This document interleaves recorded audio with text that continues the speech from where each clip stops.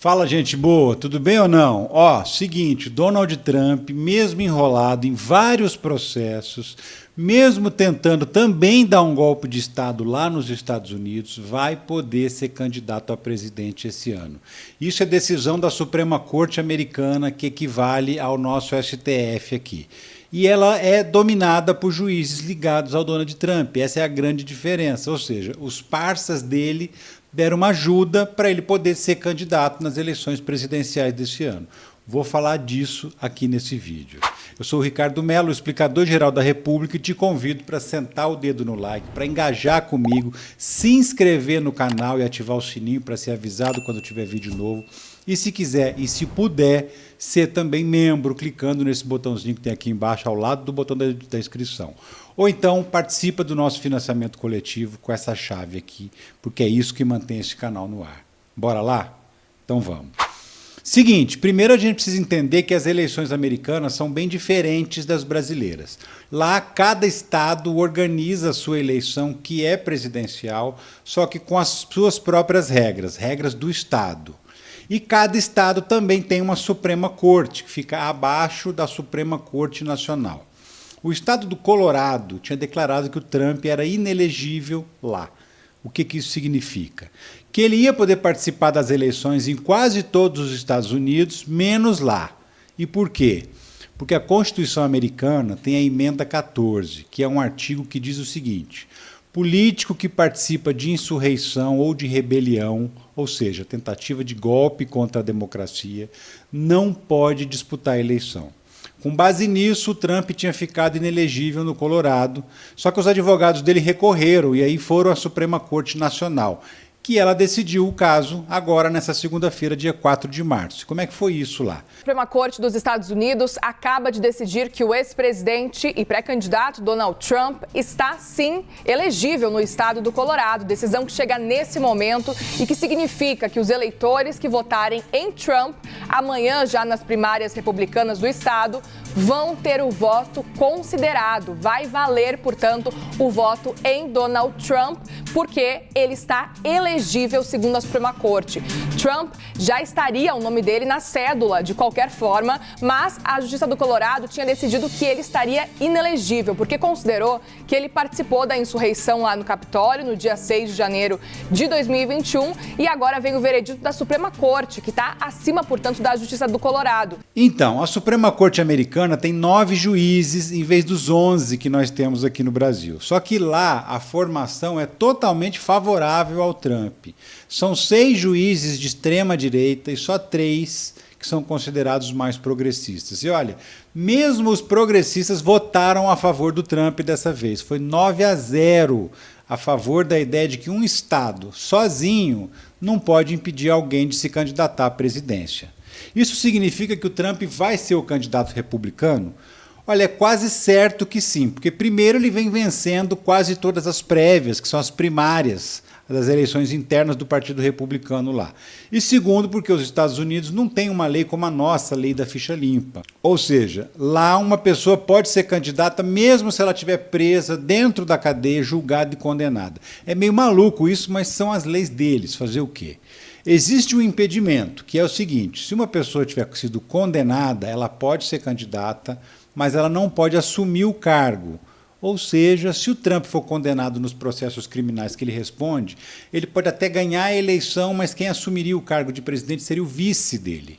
E isso pode acontecer, porque lá também tem aquelas coisas que a gente vê aqui. Os eleitores trumpistas são tão fanáticos, mas tão fanáticos, que mesmo com ele cheio de processos, mesmo cheio de rolo com a justiça, mesmo ameaçado de prisão, a popularidade do Donald Trump não cai. O próprio Trump já disse que mesmo se ele cometesse um assassinato no meio da rua, ele não ia perder um voto. Tamanho é o fanatismo dos seguidores dele. E segundo as pesquisas mais recentes que fizeram lá, ele está 5 pontos à frente do Joe Biden na corrida presidencial. E olha que a economia dos Estados Unidos está voando, hein? O desemprego está baixíssimo e mesmo assim o Trump segue na frente. Vai entender. O Trump foi multado pela Justiça de Nova York em 1,760 bilhão de reais por fraude nas empresas dele. O que ele fazia? Ele inflava o faturamento das empresas para conseguir empréstimos melhores com os bancos e também para conseguir melhores contratos com seguradoras. Ele vai ter que pagar essa multa bilionária, não vai escapar. E ele também foi condenado a pagar uma outra multa, uma indenização de 83 milhões de dólares, quase 400 milhões de reais, para uma escritora americana que foi difamada por ele. Fora o processo pelo 6 de janeiro, que é a invasão do Capitólio, que foi exatamente igual ao nosso 8 de janeiro aqui, só que um ano antes. A diferença lá é que o Trump incentivou o quebra-quebra na cara dura. Ele foi mais descarado, por exemplo, do que o Bolsonaro. Por quê? Ele foi para a rede social e convocou o povo a fazer tudo aquilo, a invadir o Capitólio para impedir a diplomação do Joe Biden. E ele tinha ganhado a eleição. Não conseguiu. A diplomação aconteceu do mesmo jeito, mas a invasão do Capitólio gerou 6 mortes e um belo estrago no Congresso americano. O Trump também pediu para os militares ajudá-lo a dar um golpe de Estado na época, mas eles também não quiseram, exatamente igual aqui. Na verdade, é ao contrário, né? Aqui é que aconteceu igual lá, porque lá aconteceu antes. A diferença é que as leis brasileiras são mais rigorosas contra quem atenta contra a democracia. Por isso que o Bolsonaro está inelegível e o Trump não está. E o que acontece se ele ganhar a eleição e assumir o cargo? Pode acontecer alguma coisa aqui no Brasil? É difícil arriscar um palpite, porque o Trump também costuma abandonar quem não serve mais para ele, né? Já ouviu falar disso? Te lembra alguém, por acaso? Então, quando o Bolsonaro ainda era presidente, falava I love you para ele recebia o Bolsonaro, recebia o filho do Bolsonaro. Só que depois que ele perdeu a eleição, ele até foi para os Estados Unidos, você se lembra, ficou lá na Flórida, do ladinho da casa do Trump, mas não foi recebido pelo americano. Não serve mais, ele joga fora. Então o Bolsonaro em si, ele próprio, é carta fora do baralho para 2026. E isso é irreversível porque ele está inelegível e a justiça não vai voltar atrás, não tem mais como voltar atrás.